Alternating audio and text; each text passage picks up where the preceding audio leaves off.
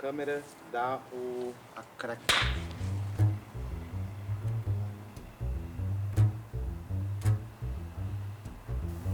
Do grego fosgrafe, junção do prefixo fos e do sufixo grafe, respectivamente luz e pincel, significando desenhar com a luz, é que se dá a etimologia da palavra fotografia.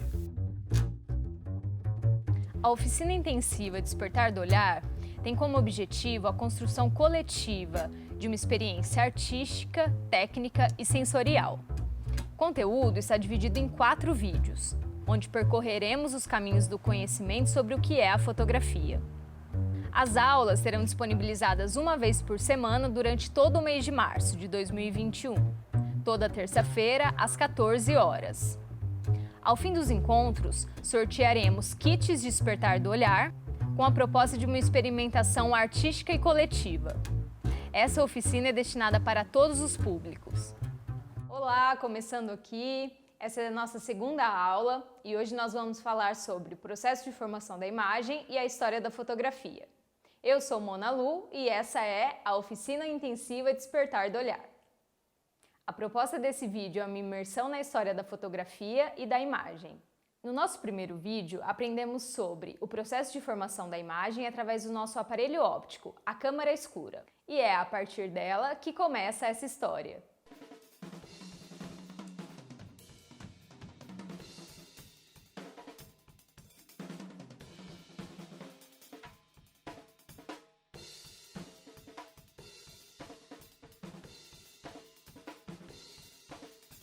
Lá no vídeo 1, falei sobre o nosso querido árabe que já no século X descreveu algo parecido com uma câmera fotográfica e virei meme. Se você perdeu, eu vou deixar o link do card aqui em cima para você assistir esse vídeo.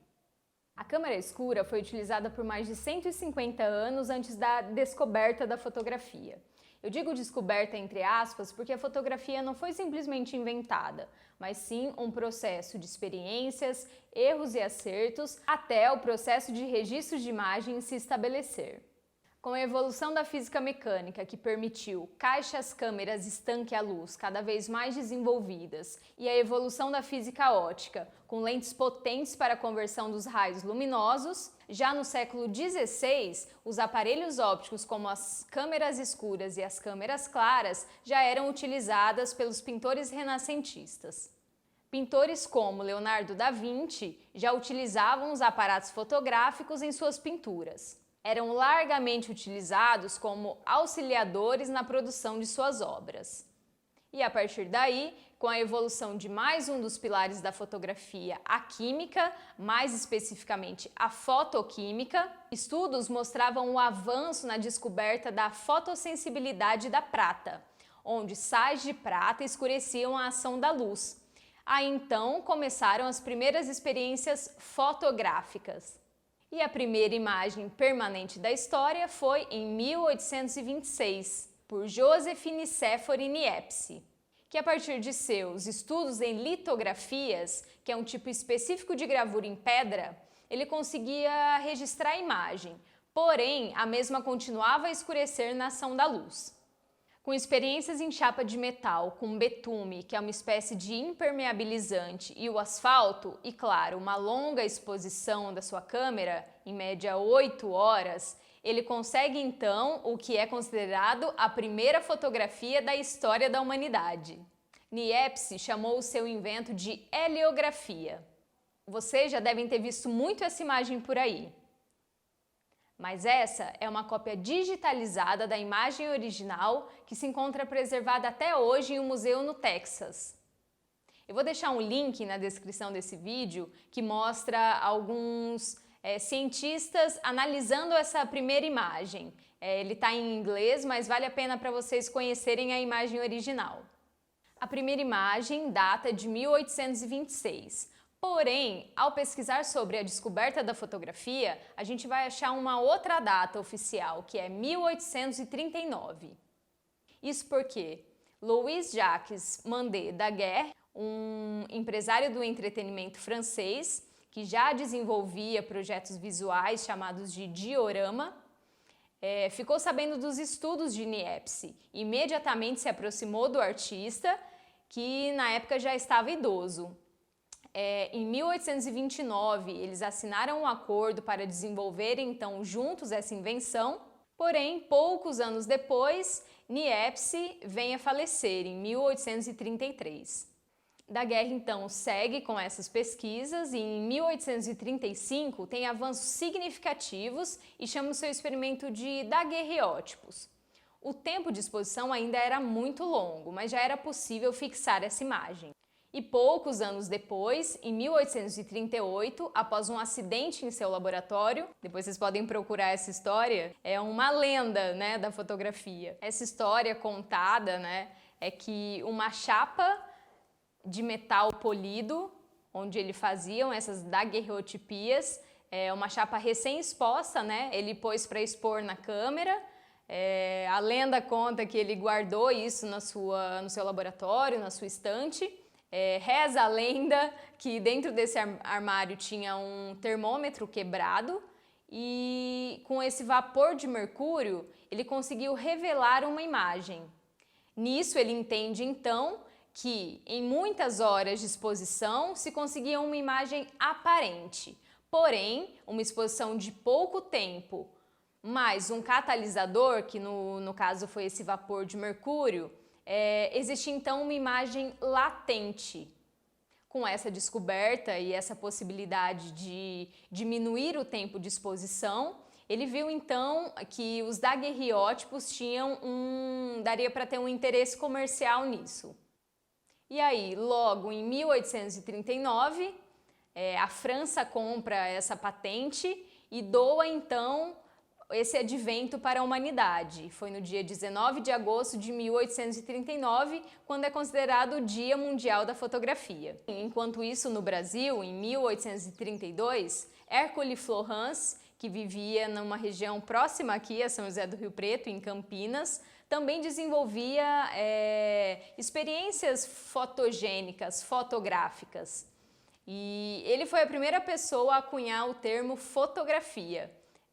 Um pesquisador que é o Boris Kosoy, lançou um livro muito interessante contando toda essa história de Florence no Brasil, que se chama Descoberta Isolada da Fotografia no Brasil. Bom, após esse anúncio em 1839 ao governo francês e a compra dessa patente, alguns outros artistas reivindicaram essa descoberta, essa invenção. Um deles foi William Henry Fox Talbot. Talbot demonstrou seu experimento, que consistia em capturar uma imagem dentro da câmera, uma imagem negativa, onde o branco na imagem significava as sombras e o preto, onde a ação da luz escurecia a prata. A partir dessa imagem negativa, mais uma exposição à luz era feita, as cores se invertiam e aí sim tínhamos uma imagem positiva, que é a imagem que a gente está acostumado a ver. Porém, para aquela época, as suas experiências não faziam muito sentido. Era dificultoso, era visto como um duplo processo. O negativo passar para o positivo e aí sim você ter a imagem. Anos depois chegaram a uma conclusão de que esse princípio, o negativo-positivo, gerava uma coisa diferente das daguerreotipias de Daguerre. Porque nós conseguíamos, com o positivo e negativo, a reprodução daquela imagem. Então, nós tínhamos cópia. Uma vez que a daguerreotipia eram fotos únicas, tidas como joias, imagens positivas, direta, as experiências de Talbot provavam que a partir do negativo conseguiríamos cópias positivas.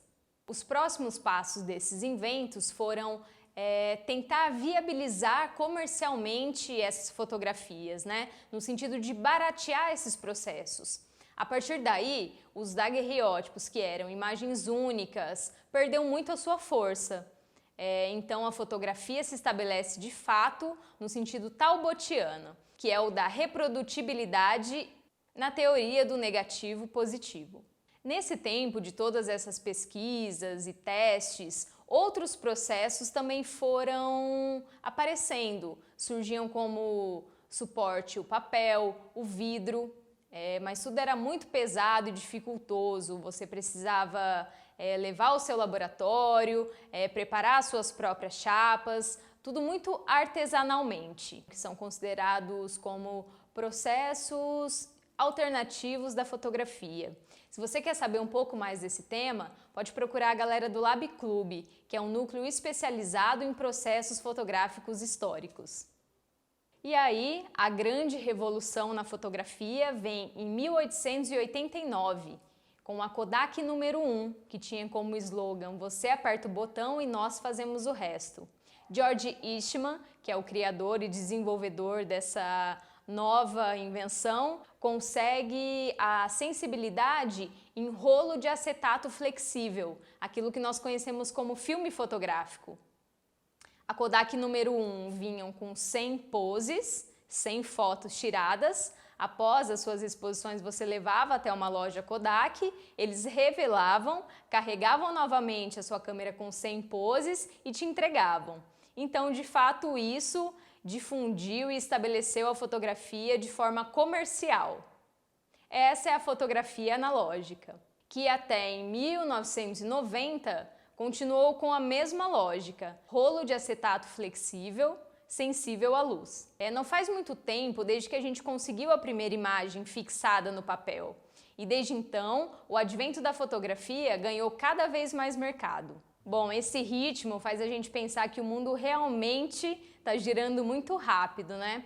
Isso porque a quantidade de fotos tirada a cada 2 minutos equivale a todas as fotos tiradas no século XIX. Pois é, esses números são assustadores e a indústria das imagens agora é totalmente ligada da tecnologia, né? E aplicativos como, por exemplo, o Instagram fazem esse número crescer a cada dia. Não é necessário voltar muito no tempo para a gente entender a revolução pelo qual o mundo da fotografia continua passando. Em 1990, 57 bilhões de fotos foram tiradas no mundo, todas elas analógicas. Em 2000, foram 86 bilhões de imagens, delas 99% analógicas. Em 2011, o número sobe para 400 bilhões de imagens e dessas todas apenas 1% analógicas e 99% digitais. Mas isso não significa que a fotografia analógica morreu. Pode fazer uma piadinha aqui? Claro que pode. A fotografia analógica não morreu, ela apenas está com um cheirinho diferente. Hoje, com as câmeras digitais e mais do que isso, os nossos smartphones, todos e a qualquer momento pode produzir imagens. A diferença entre a câmera analógica e a câmera digital está no modo como a imagem é capturada e gravada. A analógica, como nós vimos, a partir da Kodak número 1, utiliza um filme fotográfico e a digital utiliza um sensor fotossensível. A fotografia analógica é obtida através de uma câmera de orifício, um material sensível à luz, onde, após gravar essa imagem, nós fazemos a revelação. A fotografia digital é obtida por meio de um sensor óptico associado a um processo eletrônico que transforma a imagem em um arquivo de computador. Bom, seja analógica, seja digital, a partir desse processo nós temos uma imagem. E o que há de tão sedutor nas imagens fotográficas? O fato de nós atualmente tirarmos milhões de fotos toda semana, ou até mesmo todos os dias, não diminui a magia de retratos pessoais ou de obras exibidas nas galerias, museus, nos livros e, claro, na internet. E para fechar essa aula, eu quero mandar um super beijo para todo mundo que mandou mensagem. Nós estamos passando por um momento muito delicado de distanciamento social e uma mensagem, uma lembrança, um carinho faz total diferença. Então, novamente, muito obrigada. Agora tem sorteio! Bom, eu vou sortear alguns kits de fotografia analógica para uma experimentação artística e coletiva. Mas como é que vai funcionar isso? Existe um formulário, que eu vou deixar o link aqui embaixo na descrição. É só se inscrever e seguir o meu perfil no Instagram, que é @monaluizon, e o sorteio vai ser realizado no dia 30 de março, após a última aula desse nosso curso, que é a Oficina Intensiva Despertar do Olhar. Com esse kit, vai ser possível a gente experimentar na prática um dos processos de fotografia analógica, que é chamado de solargrafia. Então, bora se inscrever e concorrer a esses kits. Quem sabe a gente não descobre por aí novos artistas, não é mesmo? Na próxima aula, nós vamos de fato aprender a fotografar. Termos como ISO, velocidade, obturador. Ai, minha deusa, o que é tudo isso? Fica aí que na próxima aula a gente vai te ensinar.